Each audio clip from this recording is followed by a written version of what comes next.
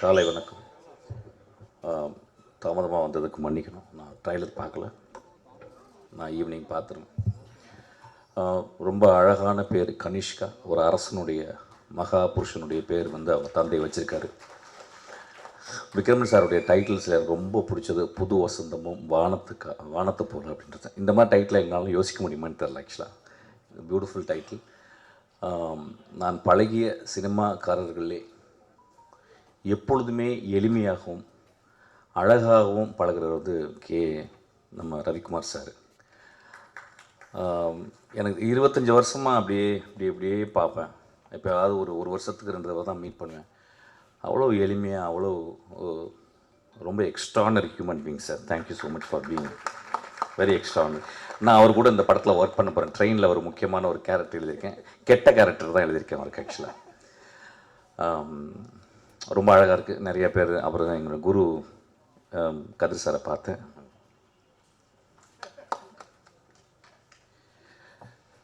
இங்கே பார்த்தீங்கன்னா நிறைய குருக்கள் இருக்காங்க. நான் வாழ்நாளில் வந்து எப்பயாவது ஒரு தருணம் தான் அந்த மாதிரி எல்லா குருக்களையும் பார்க்க முடியும். நான் ஒரு புத்தக கடையில் ஒர்க் பண்ணும்போது என் குரு என்னை அடையாளப்படுத்தி என்னை கண்டுபிடிச்சி கூப்பிட்டு பண்ணார். அவருக்கு அவர் கிளாப் அடிங்க கதிர் சார்.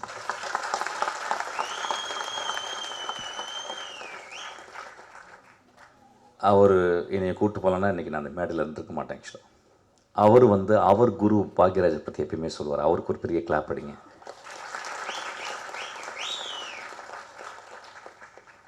ஒரு குரு இன்னொரு குருவை உருவாக்கி கொண்டே இருக்கிறது. இந்த ஒரு தொடர்ச்சி வந்து ரொம்ப அழகானது. அப்படி தான் கனிஷ்கா நீயும் வரணும்னு நினைக்கிறேன். ஆக்சுவலாக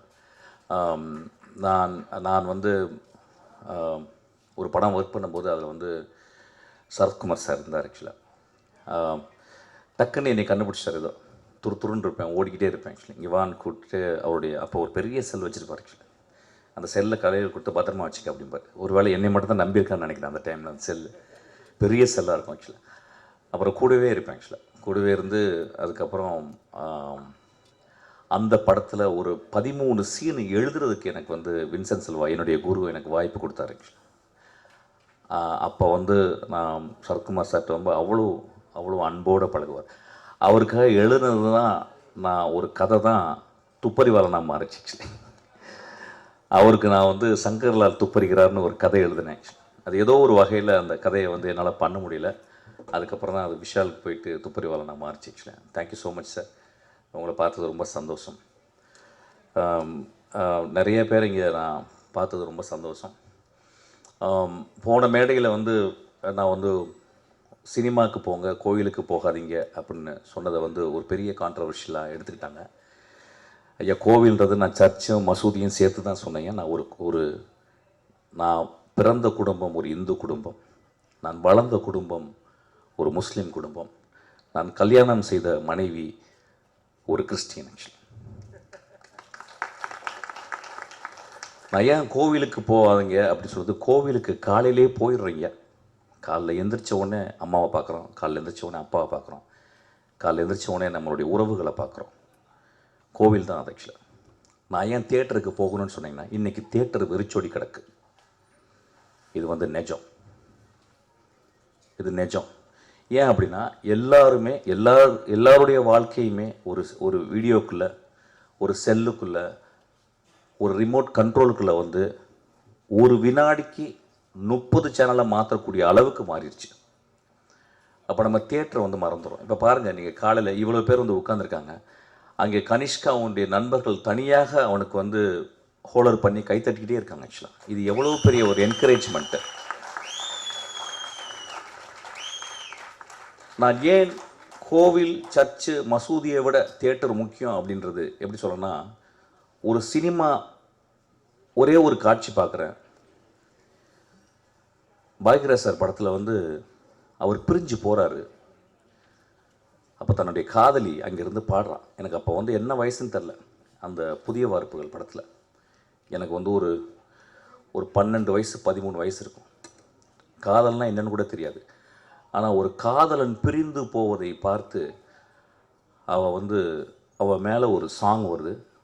இந்த கிரேட் ஜீனியஸ் இளையராஜா அதை பண்ணியிருக்காரு, இதயம் போகுதுன்னு சொல்லிட்டு. அந்த பாட்டை கேட்கலன்னா நான் வந்து இன்றைக்கி இந்த மேடையில் இருந்திருக்க மாட்டேன்னு சொல்லி. கதிர் சார் படத்தில் வந்து ஒரு சீன் வரும், தன் காதலியை எவ்வளோ நேசிக்கிறான்னா சொல்ல முடியாது. காதலை ஒரு பெரிய மனசுக்குள்ளே ஒரு பெரிய இருக்கும், சொன்னால் ஒரு வேளை நிராகரிச்சிருவாளோ அப்படின்னு சொல்லிட்டு அவள் உட்கார்ந்து இருந்த அந்த சேரில் போயிட்டு அவள் எந்திரிச்சு போன மாதிரி உட்காருவான். ஆக்சுவலாக காதலை மிக எளிமையாகவும் வலிமையாகவும் அழகாகவும் சொன்னவர் எங்கள் குருவட்சி. நான் ஏன் கோவிலுக்கு சர்ச்சுக்கு போகிறது, மசூதிக்கு போகிறத விட கோவிலுக்கு போகிறது, தியேட்டருக்கு போகணுன்னு சொல்கிறேன்னா, மகேந்திரன் ஒரு படத்தில் எழுதுகிறாரு, கடைசி காட்சியில் மோசமான மனிதன் வாழ்நாள் முழுவதும் மோசமாக இருந்து கொண்டே இருக்கிறான். அவன் கடைசி நாள் வந்து அந்த ஊரே அவனை நின்றுக்கிட்டு இருக்கு கொலை செய்யணும்னு. அந்த கொலைகாரன் சொல்கிறான், அந்த மோசமான மனிதன் சொல்கிறான், எனக்கு என் வாழ்க்கையில் எவ்வளவோ தப்பு பண்ணிட்டேன், எவ்வளவோ கஷ்டம் கொடுத்துட்டேன், ஆனால் ரொம்ப கஷ்டப்படுறது இன்றைக்கி ஒட்டுமொத்த ஊருக்காரனையும் நான் கெட்டவனை மாற்றிட்டேனேன்னு சொல்கிறான்.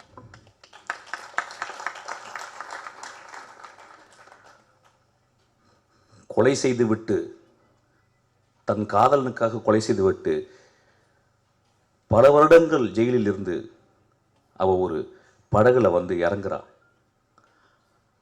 அவள் அந்த படகுலேருந்து இறங்கி, அந்த ஓடத்துலேருந்து இறங்கி அந்த கரையில் கால் வைக்கும்போது அவளுக்காக 20 வருஷம் காத்திருந்த, நோய்வாய்ப்பட்டு படுக்கையோடு இருந்த அந்த மனிதனுக்கு நெஞ்சு துடிக்குது. ஐயா பாரதராஜா எழுதினார் பார்த்தீங்க, அதுதான் என் கோவில்னு சொல்கிறேன், அதுதான் சர்ச்சுன்றேன், அதுதான் மசூதின்றேன்.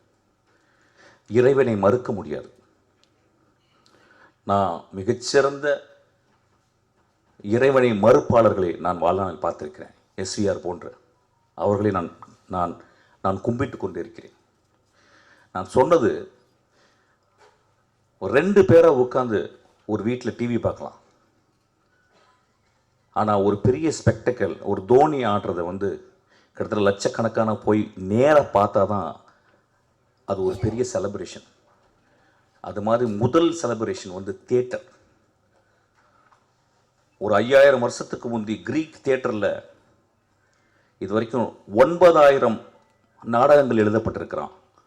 மொத்தம் 33 தியேட்டர் பிளே தான் இப்போ அவைலபிள் இருக்குது எக்ஸ்டென்ட்டாக. அப்போ எத்தனை பேர் வந்து பார்ப்பாங்களாம்? 16000 பேர் வந்து தியேட்டரை பார்ப்பாங்களாம். ஏன் தியேட்டர் போகணும் அப்படின்றது வந்து எப்படின்னா, இந்த காலகட்டத்தில் நம்ம எவ்வளவு உறவுகளை தெரிஞ்சிருக்கோம். இன்றைக்கி என்ன ரொம்ப அழகானதுன்னா, இந்த விக்ரமன் சாரும் இன்றைக்கி வந்து KS ரவிக்குமார் சார் வந்தோடனே இந்த ஒட்டுமொத்த தமிழ் சினிமாவும் இங்கே வந்து உட்கார்ந்துருக்கிறதுக்கு காரணம் என்னென்னு கேட்டிங்கன்னா, இந்த 2 தெய்வங்களுக்காக தான். ஆக்சுவலாக கோவிலில் மட்டும், மசூதியில் மட்டும், சர்ச்சில் மட்டும் தெய்வங்கள் இல்லையா, மிகப்பெரிய எழுத்தாளர், மிகச்சிறந்த எழுத்தாளர். வானத்தை போல அப்படின்ற ஒரு டைட்டிலை ஒரு கலைஞன் மட்டும்தாங்க எழுத முடியும். ஒரு பொயட்ரிங்க அது. வானத்தை போல வாழுங்கடான்னு சொல்கிறான். வாழ்க்கையில் எப்பொழுதும் சோகங்கள் இருக்கும், புது வசந்தம் வீசும் ஐயா அப்படின்னு சொல்கிறான். ஒரு எழுத்தாளனும் ஒரு திரைப்பட சிற்பியும் மட்டும்தான் அது சொல்ல முடியும். கோவிலும் சர்ச்சும் மசூதியும் ஸ்பிரிச்சுவல் என்கொயரி பண்ணுறது, சினிமா தியேட்டர்கள் மாரல் என்கொயரி பண்ணுறது. இன்றைக்கி ஸ்பிரிச்சுவல் என்கொயரியோட மாரல் என்கொயரி தேவைன்னு கேட்குறேன். அதுக்காக தான் நான் லாஸ்ட் டைம் அப்படி சொன்னேன். அதாவது ஒட்டுமொத்தமாக ஒரு மேடையில் பேசும்போது 10 நிமிஷத்தில் ரொம்ப பேச முடியாது, விலாவரியாக பேச முடியாது. அதை தட்டையாக எடுத்துக்கொண்டு, ஒத்தை கருத்தாக எடுத்துக்கொண்டு அதை அப்படி சாடாதீங்கய்யா. என்னுடைய படங்கள் தேவதைகளையும் மகா மனிதர்களையும் மட்டுமே சொல்லி கொண்டிருக்கின்றன. இங்கே இருக்க எல்லாருமே அப்படித்தான். இன்றைக்கி நான் வந்தது 3 தடவை எனக்கு விக்ரமன் சார் எவ்வளோ பெரிய டேரக்டர், எனக்கு 3 தடவை அவர் வந்து எனக்கு மெசேஜ் பண்ணுறாரு, கால் பண்ணுறார். அப்புறம் KS ரவிக்குமார் சார். இது மிக அழகான ஒரு மேடை. பார்த்திபன் சார் வந்து கேட்டார், என்ன பேச போகிறீங்கன்னு நான் யோசிக்கிறேன்னு கேட்டார். நான் பார்த்திபன் சாரை பற்றி என்னுடைய லாஸ்ட் பர்த்டேக்கு நான் கூப்பிட்டேன். பார்த்திபன் சார் வந்து ஒரு சின்ன கிஃப்ட் கொடுத்துட்டு போயிட்டார். அதுக்கப்புறம் ஒரு சின்ன பதிவு போட்டிருந்தார். அந்த பதிவில் நான் இன்னமும் அவரை தவறாக பேசியதாகவும், அது என் கூட இருந்த ஒரு மனிதர் அவர்கிட்ட போய் சொல்லி உங்களை பற்றி தவறாக பேசிட்டார் அப்படின்னால ரொம்ப வருத்தம் அடைந்தாலும் சொல்லியிருந்தார். அவர் இருக்கும்போது பேசணும்னு நினச்சேன். ஒருவேளை நான் அப்படி பேசியிருக்கலாம் ஐயா. நான் தனி அலையில் இருக்கும் பொழுது நான் இளையராஜாவையும் மணிரத்னத்தையும் விமர்சிக்கிறதுக்கு தகுதி எனக்கு இருக்குது, உரிமை இருக்குது. நம்ம வீட்டில் எல்லோரும் பண்ணுறது தான். நான் என்ன பேசுனேன்னு தெரியல. ஆனால் உங்களை புதிய பாதையை நான் எப்பொழுதுமே நான் கோவிலாக கும்பிட்டு கொண்டே இருப்பேன் ஐயா. நீங்கள் ஒரு மகா சிருஷ்டிகர்த்தா. ஒவ்வொரு படத்தையும் நீங்கள் ஏதாவது ஒன்று ஆடியன்ஸ் கொடுக்கணும்னு யோசிச்சுக்கிட்டே இருக்கீங்க. நீங்களும் ஒரு கடவுள் தான். ஒருவேளை நான் தெரியாமல் ஏதாவது பேசியிருந்தால் நான் மன்னிப்பு கோருகிறேன். அப்படி பேசியிருக்க மாட்டேன். ஒரு மனிதனை பற்றி இன்னொரு மனிதனிடம் போயிட்டு அவன் இப்படி பேசினான் அப்படி பேசினான்னு தயவுசெய்து நம்பாதீங்க. அவன் கடுமையான கோழை. அவன் என்னிடம் எந்திரித்து நான் தப்பாக பேசும்போது நீ தப்பாக பேசிட்ட அப்படின்னு சொல்லியிருந்தா அவன் நல்லவன். ஸோ கோழைகளின் வார்த்தைகளை நம்பாதீர்கள். நான் சொன்னேன்னா என்னன்னு தெரியல, பட் இருந்தாலும் நான் மன்னிப்பு கேட்டுக்கிறேன். உங்களை நான் உங்கள் படங்களை விமர்சிக்கிறதுக்கு என் தனி அறையில் எனக்கு உரிமை இருக்குது. கே.எஸ். ரவிக்குமார் சார் ஜாலியாக எடுப்பார் அப்படின்றது எனக்கு உரிமை இருக்குது. மிஷ்கின் பிளாக்காகவே எடுப்பான் அப்படின்னு சொல்கிறதுக்கு உரிமை இருக்குது. பெரிய மயிர் மாதிரி பேசுகிறான் அப்படின்னு சொல்கிறதுக்கு உரிமை இருக்குது. நேரில் பேசும்போது நம்மலாம் ரொம்ப சொந்தக்காரங்க, நம்மலாம் குடும்பத்தை தான். ஸோ அதனால் இதை நான் பதிவு பண்ணிக்கிறேன். ரொம்ப அழகான ஒரு மாலை இது, காலை. கனிஷ்கா, உனக்கு பெரிய ரெஸ்பான்சிபிலிட்டி இருக்குது. பெரிய பெரிய ஆளுங்களாம் உன்னை வாழ்த்திருக்காங்க. நான் ட்ரைலர் பார்க்கல, நிச்சயம் இந்த படம் நல்லா வரும். ஏன்னா இந்த 2 கிரேட் சோல்ஸு உன் பின்னாடி இருக்கிறாங்க. ஆக்சுவலாக இயக்குநர்களுக்கு வாழ்த்துக்கள், சத்யாவுக்கு வாழ்த்துக்கள். Thank you so much. இந்த படம் பெரிய வெற்றி அடையணும். எல்லோரும் போய் தியேட்டரில் பார்க்கணும். தயவுசெய்து ரிமோட் கண்ட்ரோலில் பார்க்காதீங்க, தியேட்டரில் பார்க்கணும்னு கேட்டுக்கிறேன். ஒரு சின்ன அழகான ஒரு விஷயம் சொல்கிறேன். ஒரு சினிமா ஏன் ரொம்ப அழகானது அப்படின்னு சொல்கிறேன்னா, அமர் சிங் சமிக்கலான்னு சொல்லிட்டு ஒரு படம், அதில் ஏஆர் ரஹ்மானுடைய ஒரு பாட்டு, மேனவதாக்கரோ அப்படின்னு ஒரு பாட்டு, 10 நாள் அதை கேட்டுக்கிட்டே இருக்கேன். அது எப்படி தான் இருக்குது எனக்கு.